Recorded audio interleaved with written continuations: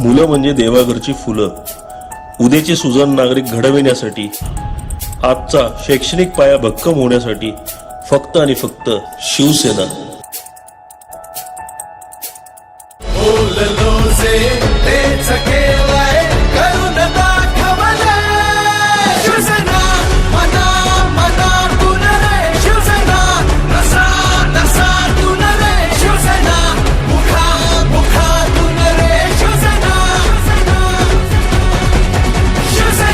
आपलं सरकार आपल्यासाठी, महाराष्ट्राच्या भल्यासाठी.